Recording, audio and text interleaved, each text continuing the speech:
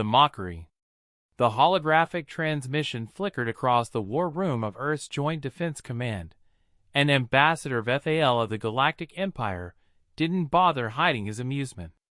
On the projection table sat blueprints of Earth's newest warship, the ESV Defiant, a bulky, asymmetrical vessel bristling with experimental rail cannons and an untested energy shield array. To FAL's compound eyes, it looked like something assembled by children from spare parts. "You call this a warship?" he said, his translator module smoothing his chittering laugh into something almost polite. "Our Imperial cruisers have been in service for 300 years. Your prototype doesn't even have a functional hyperdrive." General Marcus Okafor stood at the head of the table, arms crossed, jaw tight. He was 58 years old, a veteran of 2 off-world skirmishes Earth had barely survived, and he had heard this tone before.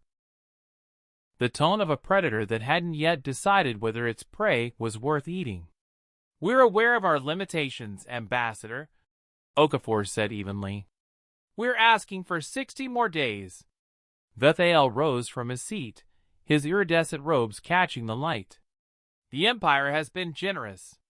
You have 14 days to submit, or the outer colonies will be absorbed by force."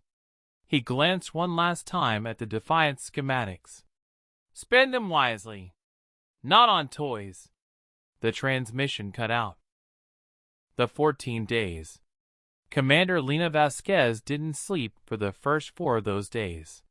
She lived aboard the Defiant, docked in the dark side of the moon, running simulations until the numbers stopped looking like numbers and started looking like noise. Her chief engineer, a broad-shouldered Ukrainian named Bogdan Kravets, kept sliding coffee through the door of her quarters with the quiet devotion of someone who knew better than to speak. The ship's design was radical. That was the problem and the point. Earth couldn't match the Empire ship for ship. They didn't have the resources, the experience, or the centuries of metallurgical knowledge baked into every Imperial hull. What they had was desperation, and desperation had always been humanity's most productive state. The Defiant wasn't built to fight a fleet. It was built to end one. On day 11, Bogdan ran the final power coupling test. Every light on the ship dimmed. Then the core hummed to life. A sound like the Earth breathing, and the energy reading spiked past anything they'd predicted on paper. Vasquez looked at the numbers. Then she looked at Bogdan. "Get the crew to stations," she said quietly. "We're going early." The Imperial fleet dropped out of Fold Space 3 days ahead of schedule. 17 cruisers arranged in the Empire's signature crescent formation, a formation that had broken 40 civilizations across 2 galaxies. Vethael stood on the bridge of the flagship Eternal Dominion and watched Earth's pitiful defense.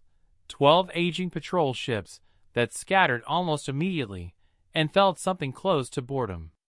Then his sensor officer made a sound he had never heard from her before. A sound of confusion. "Admiral, there is a single vessel holding position. Directly ahead. It's small." Vethael squinted at the view screen. There it was. The Defiant. Alone. Unmoving. A communication request came through. He accepted it. Commander Vasquez appeared on screen, dark circles under her eyes, hair pulled back, expression utterly calm. "Ambassador," she said, "you told me not to waste time on toys. I didn't." She cut the channel. What humanity built. What happened next took 11 seconds.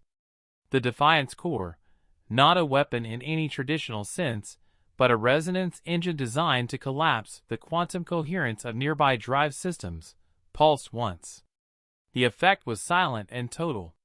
Across all 17 Imperial cruisers, every engine, every weapon system, every full drive simultaneously went dark.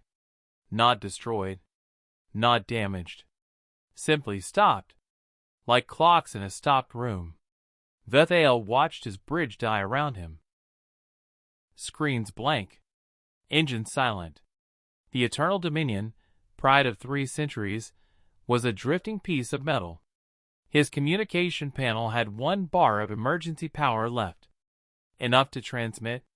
The channel to the Defiant opened. Vasquez was still there, coffee in hand now, waiting.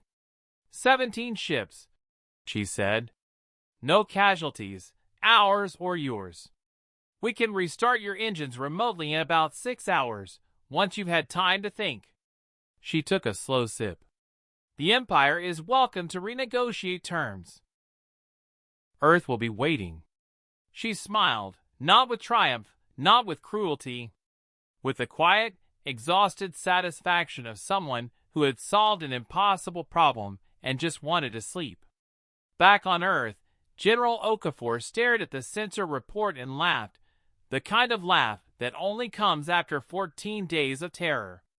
Humanity had always been best, he thought, when it had nothing left to lose.